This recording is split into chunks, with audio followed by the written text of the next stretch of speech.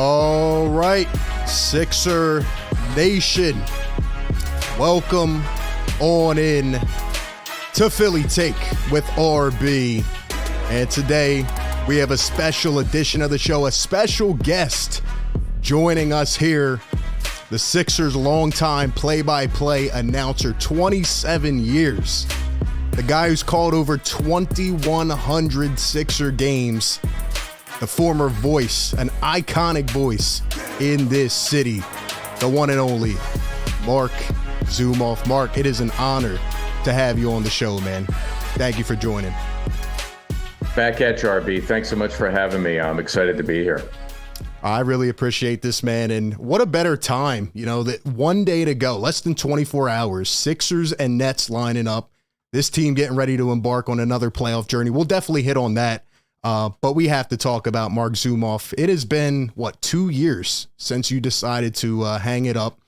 And, man, a lot of people miss hearing your voice on a consistent basis. So, tell us about what you've been up to. I understand you're teaching now. Obviously, you just dropped the new show, and that will be linked down in the description, by the way. So definitely check it out. I know you dropped a couple episodes, but what has Marc Zumoff been up to in retirement? Where have you been?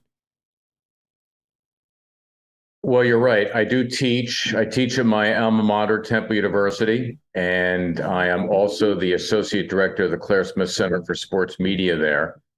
And that keeps me very busy. I also have a charity golf outing, and that's coming up on June 5th, and I'm the chairman of it. So as you could imagine, there's a lot of fundraising and loose ends to be tied up and logistical things to take care of, but that is a labor of love for me. And then this podcast, which has been a year in the making, and we're very pleased to bring it to Sixers fans everywhere. And basically, this has as you might imagine, a Sixers theme to it, in that we have current and former players, coaches, front office folks, and people who are just Sixer fans. Now, you have to have some level of notoriety.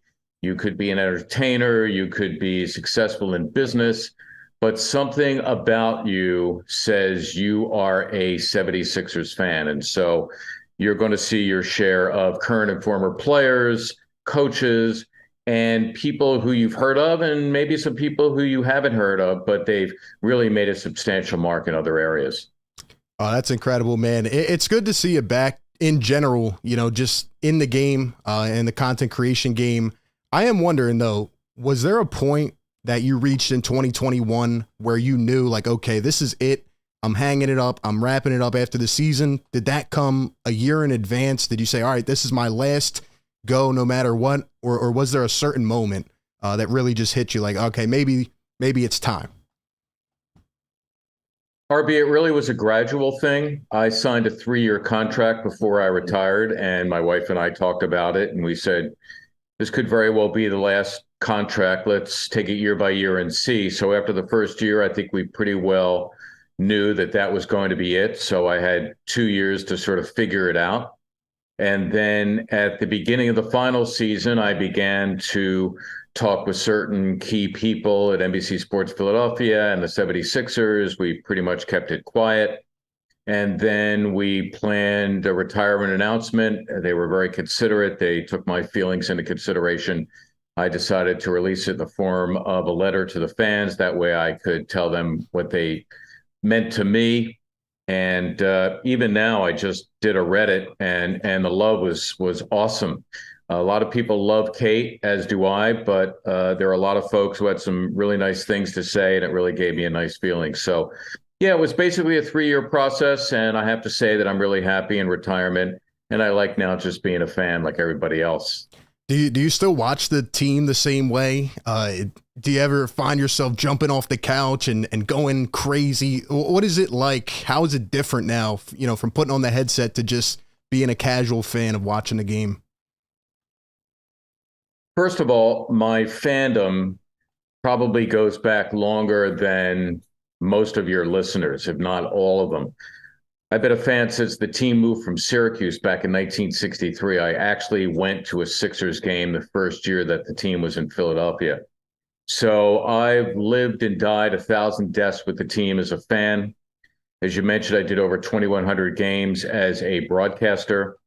And even before that, I spent 13 years as the halftime host. And so when it becomes a vocation, you get so involved that when you step away, I think you do so in a way that makes room for other things that you would like to be able to do in what I might call the final quarter of my life.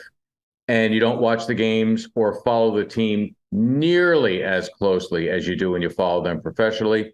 So, yes, I do pay attention. I read the articles, I check the box score. I don't watch every game. In fact, I think you could count on one hand where I actually sat and watched an entire game this year. But I still feel like I know enough about the team to be able to comment on them. And certainly my heart will always be with the Sixers. Of all the Philly teams, and I root for all of them. They'll always be number one in my heart. Well, I think that's interesting. And, you know, you talk about long endured success. You know, you touch so many lives. I mean, you touch mine personally and, you know, just listening to you call games, your passion. I mean, how electrifying it was.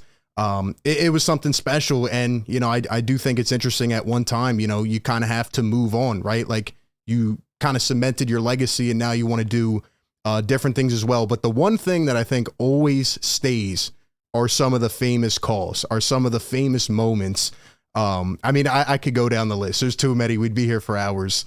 But I want to go back to a couple of my favorites, really my favorite and one of my favorite calls of yours and see if you kind of, you know, remember what it was like in that moment. But I think the most underrated call is the hold on, we're coming in for a landing, lock all windows and doors.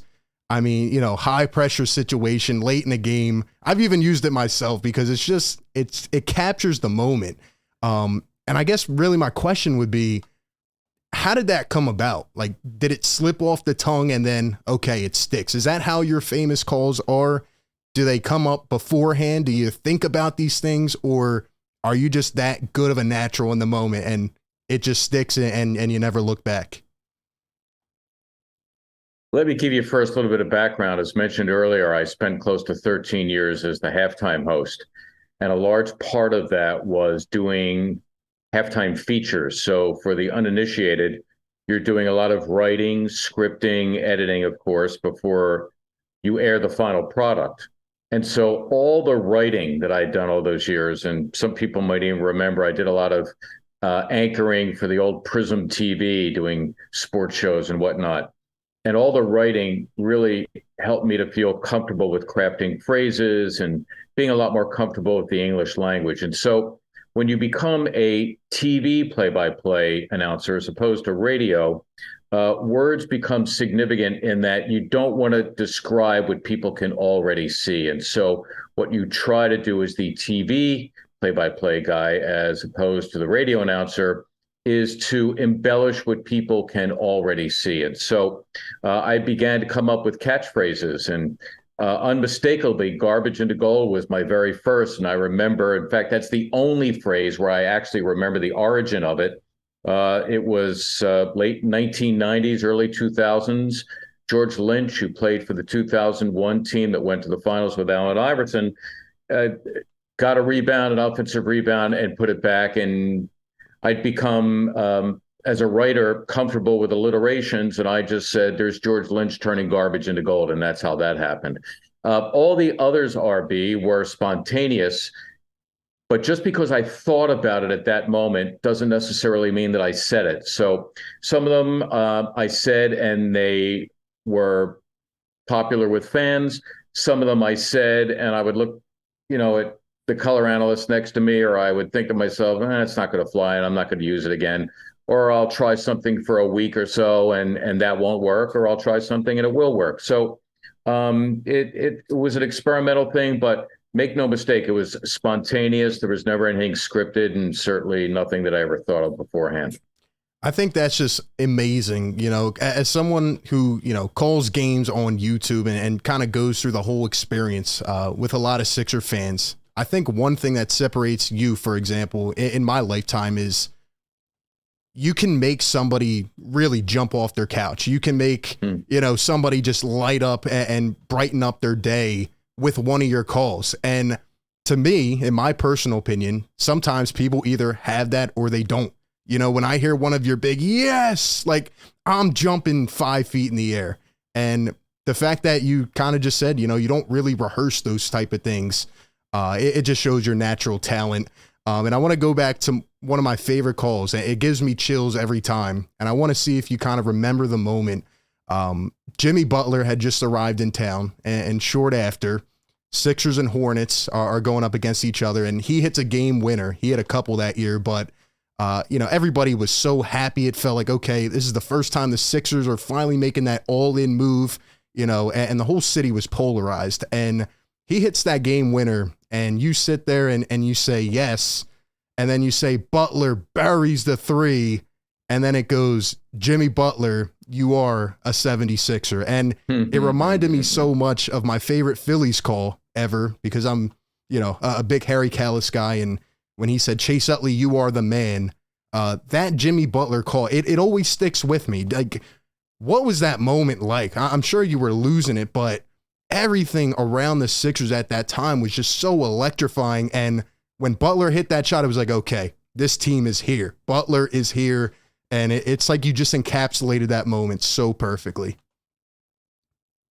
Thank you, RB, for the memories. It's vivid, of course, the game at Charlotte. It was crazy. And I'm not sure if it was overtime or not where all this happened. And I remember the previous possession, I think Butler made a tremendous defensive play, blocked the shot, kept it in bounds, and the Sixers were able to possess the ball. But I just remember when Butler hit the three and saying exactly what you just said, and then on my way to say, Jimmy Butler, and, for a split second, I'm thinking, you are the man. But to me, the pervading thought for the moment was, here's a guy who's brand new.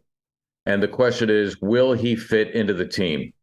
And the answer, I think, that night became, yes, Jimmy Butler, you fit in. You are a 76er. And so I guess that's why I crafted the call the way I did.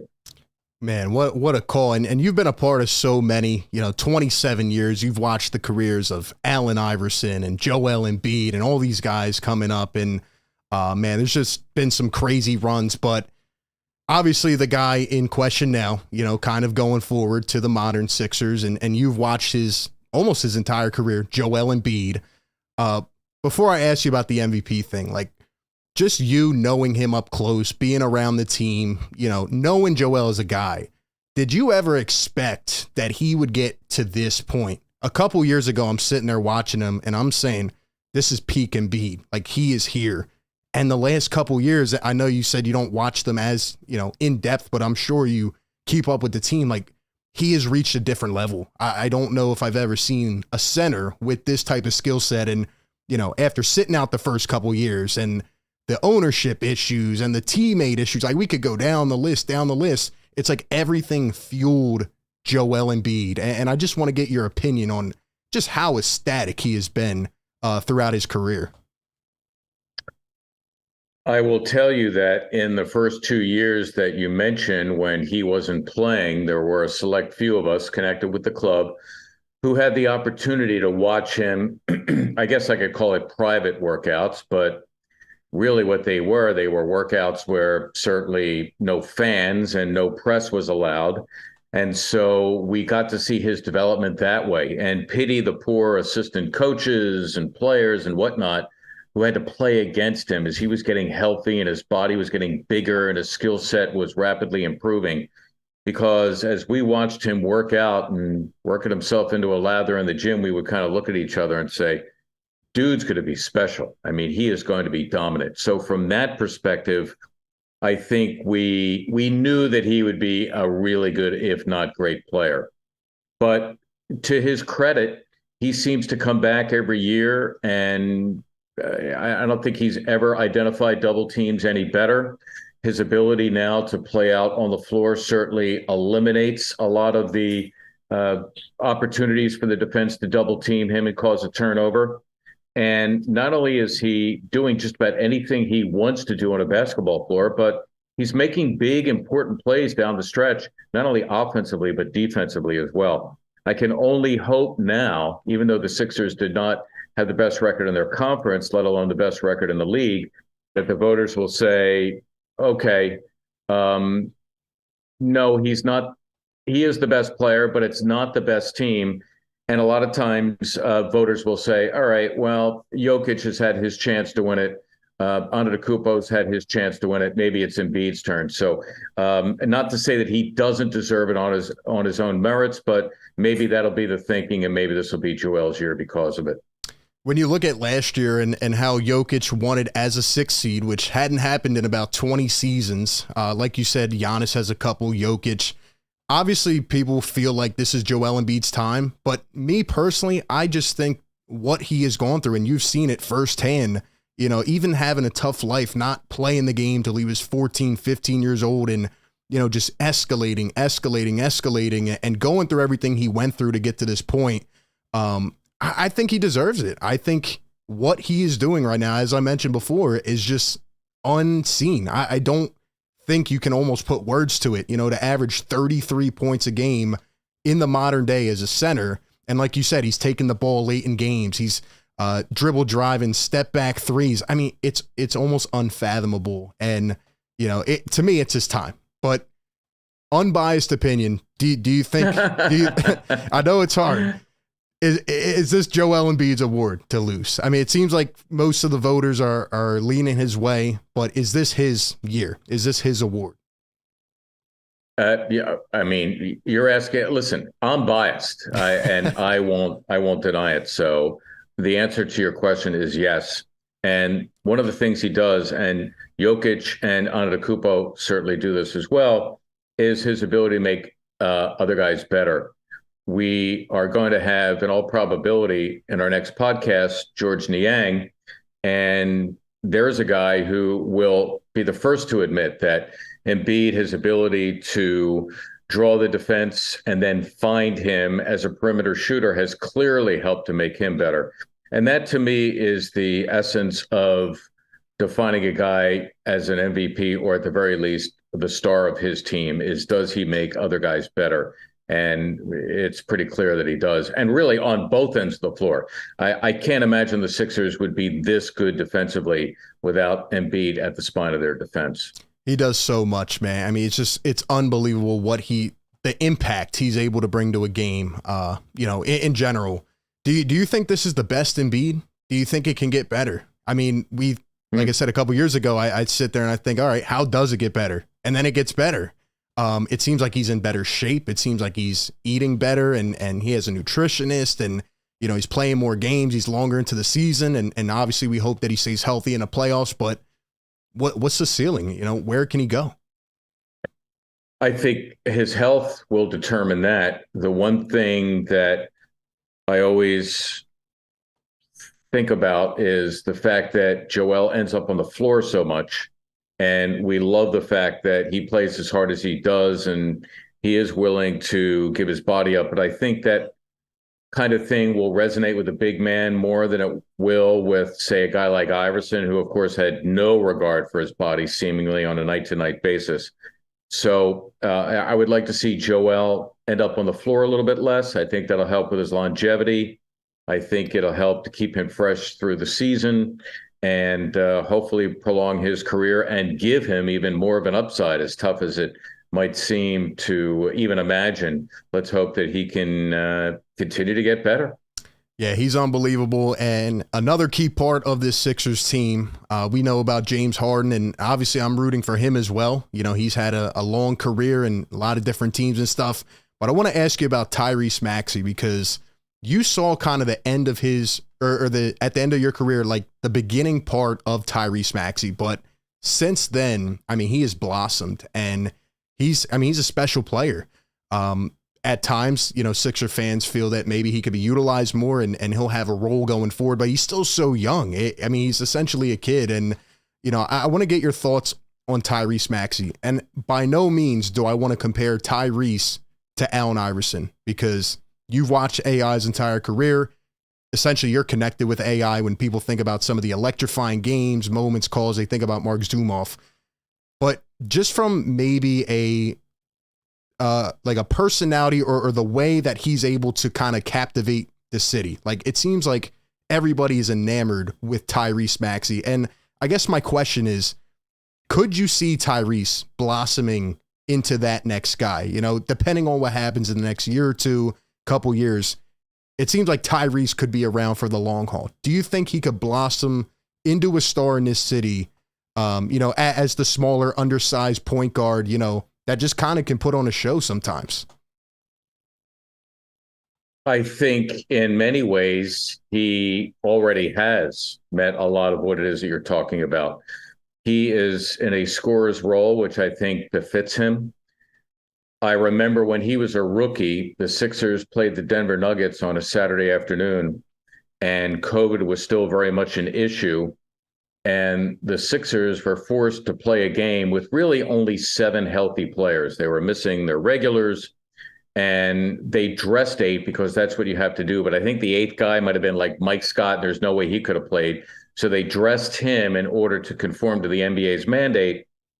But Maxey was a starter in that game, and the Sixers really had no chance, and Denver won the game rather comfortably. But Maxey had something like 38 points in the game. And I don't care the circumstances. If you have the ability to score 38 points in a game, even a game like that, there's reason to take notice and think that you got some game and you have some ability and you're a guy who could blossom into something special. To his credit, he is humble. It is clear that he works very hard on his game. And it's just been a joy to watch someone who is just so likable and plays with such verve to become the kind of player that he is. And the fact that he is able to create his own shot, which is such a valuable thing in the NBA, he becomes an option at the end of the game.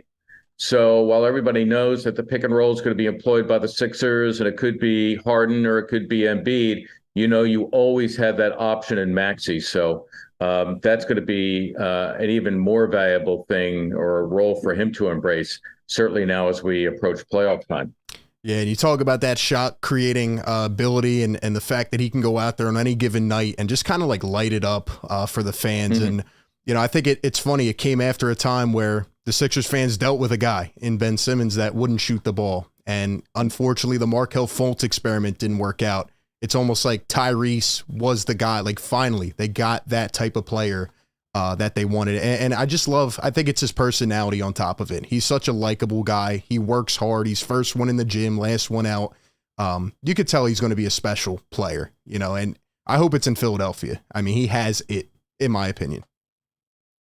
I think he already is a special player. And while Embiid casts a giant shadow, if you have a Sixers team that in the near future, let's say next year, they tear it up in the first half, and maybe they have the NBA's best record or at least make a substantial run in the playoffs this year and do that next year.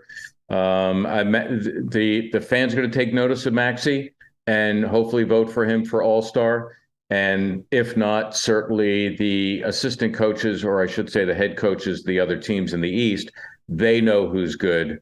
And no doubt they will vote him as a reserve for the All-Star team. I already think that he's worthy of that. Yeah, I agree 100%. And, he's going to be a big part of this playoff run. And speaking of which, it's amazing timing. Like I said, the Sixers Nets kicking off tomorrow. And I know you said you haven't sat down and watched full games, but you know about the team. Let me get us a prediction. I mean, obviously, we believe the Sixers are going to win the first round series. But you, again, have been through the ups and downs, the whole process era. You've seen everything. Is this finally the year that this Sixers squad can get over the hump? Is this finally the year that, it looks like they're going to play Boston in the second round and, things could come full circle. But based off what you've seen and what you've known and where Joel Embiid is at and James Harden and Tyrese Maxey, is this finally the team? Do you think this is the roster around Joel that can finally propel them over that barricade that's just been there for a long time? I certainly hope so. The Sixers are one of the best teams in the NBA from the All-Star break forward. I think if they didn't have such a slow start to the season, they could have won 70 more games and maybe even had home court for the entire Eastern Conference playoffs, which brings me to my next point. The Sixers, assuming everything goes according to the way people think it's going to go and the higher seeds win that first round, the Sixers are going to have to win road games in Boston. And if they get to the conference finals, they're going to have to win a road game in Milwaukee. It really boils down to that. So Everybody just has to take a close look at the roster and say to themselves, is this team good enough in the cauldron of the playoffs to win a road game in Boston, and for that matter, a road game in Milwaukee? And, I mean, I could sit here and say, yeah, I think they do, or I could say, well, you know what? Those two teams, they're really good. They're tough to beat at home, and maybe not. So I could go either way, but I mean, come on. The fan in me says, yeah, they're going all the way to the finals, and this is going to be their year.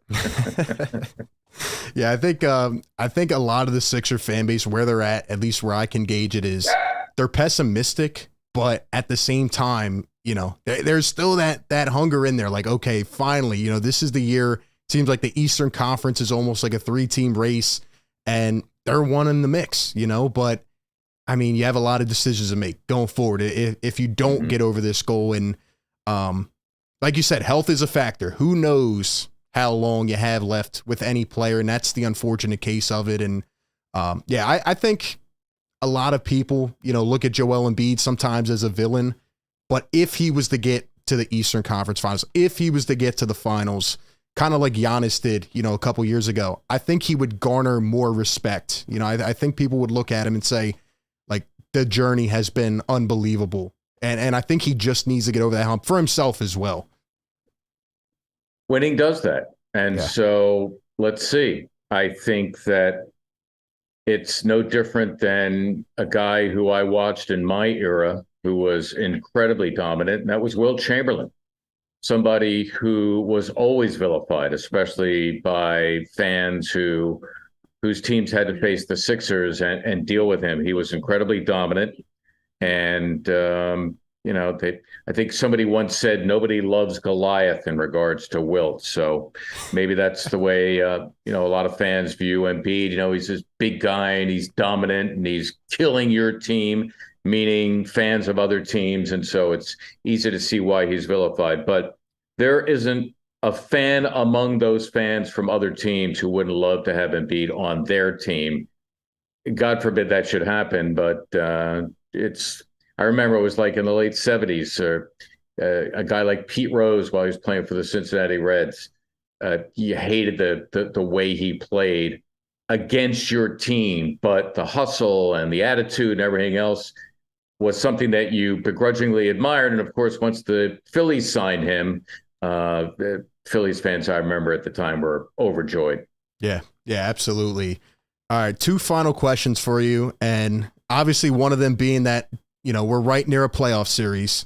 What is the loudest playoff game or atmosphere environment that you can remember, for your time putting on the headset? What was the one that sticks out to you that you keep with you?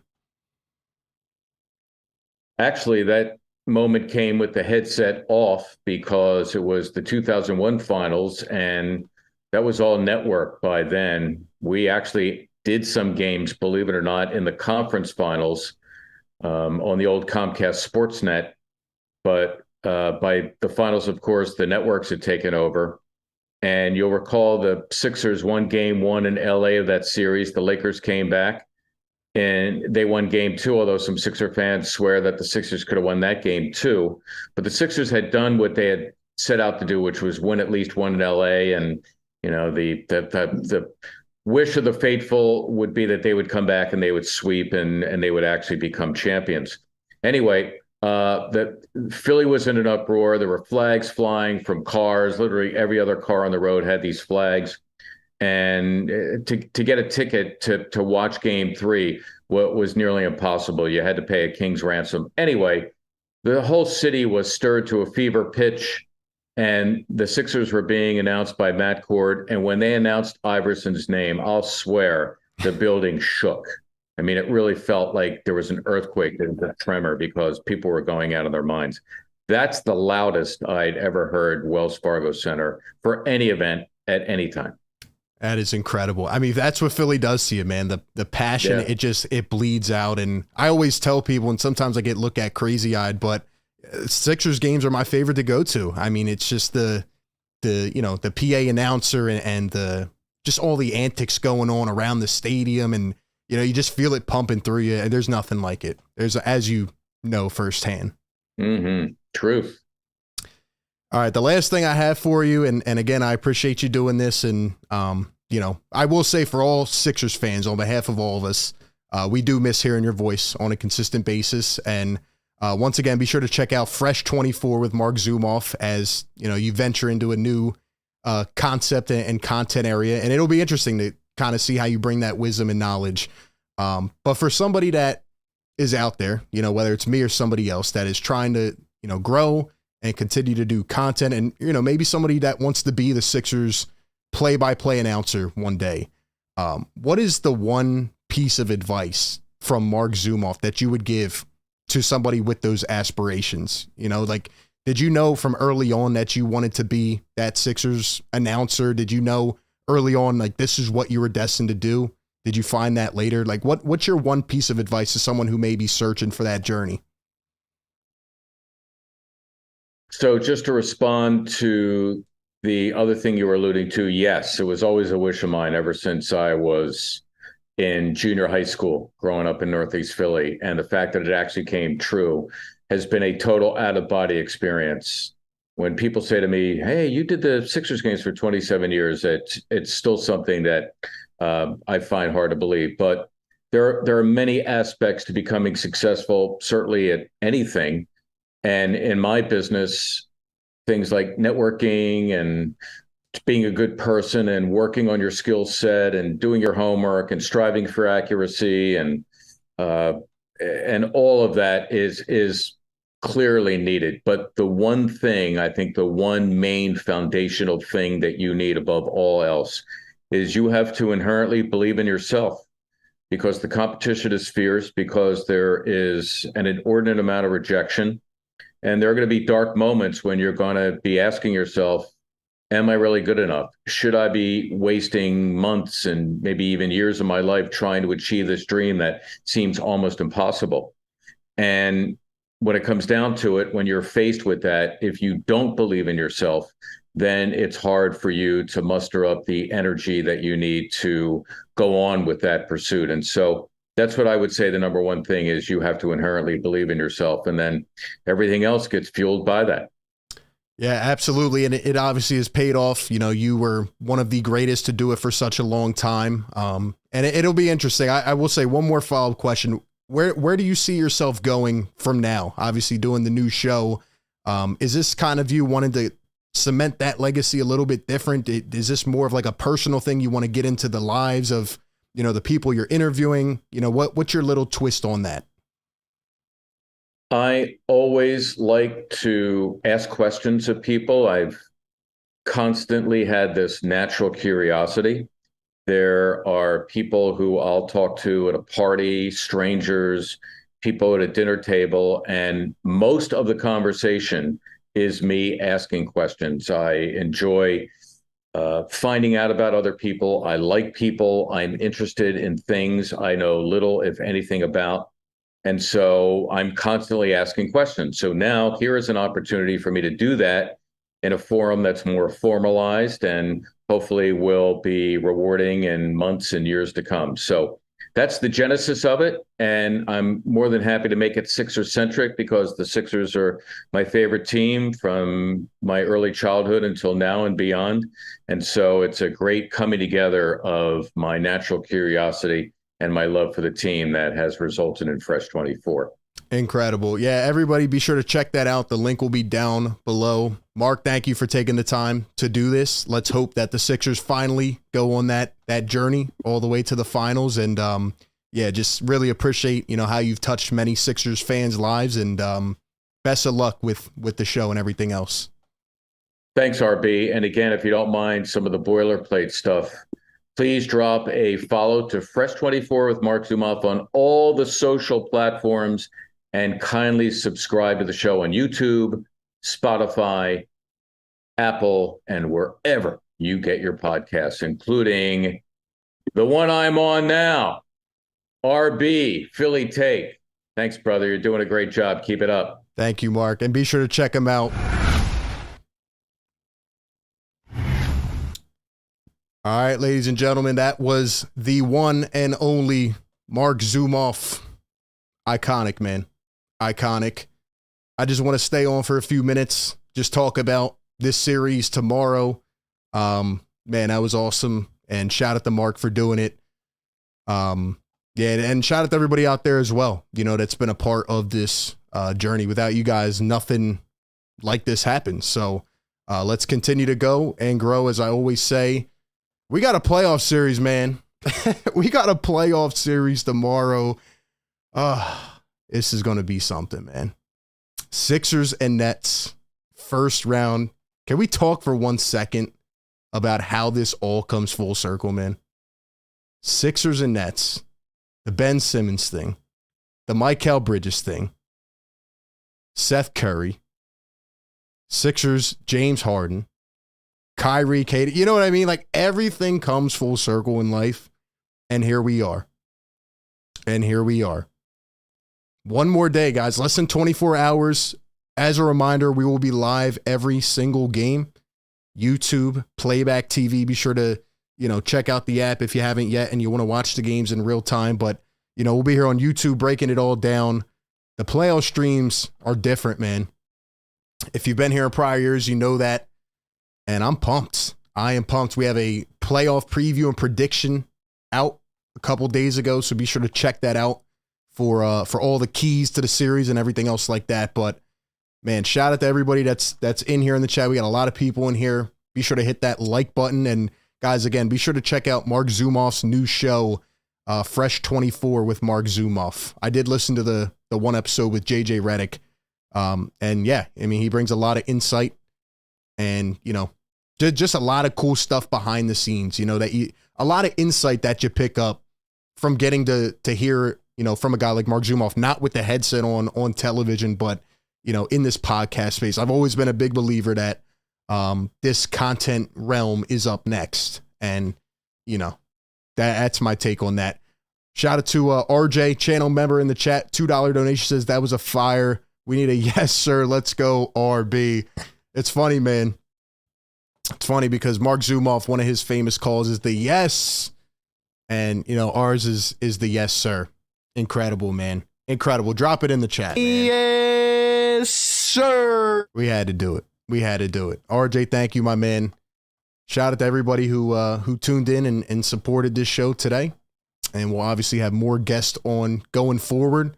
Like I said, there's limitless possibilities with this content.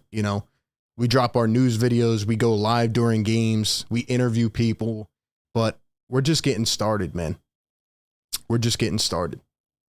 So anyway, with that being said, man, I want your predictions. Drop your predictions in the comments. If you watched my playoff preview prediction or you're following the platform, be sure to follow the platform on all social medias. I have the Sixers in 5 games. I think there will be one Mikal masterclass, but I think the Sixers are going to get it done, hopefully pretty easily. And then they can rest up for round number 2 as they get ready for the Boston Celtics. Unless the Hawks upset the Celtics, you never know. Could you imagine another series of the Sixers and Hawks? That would be nuts.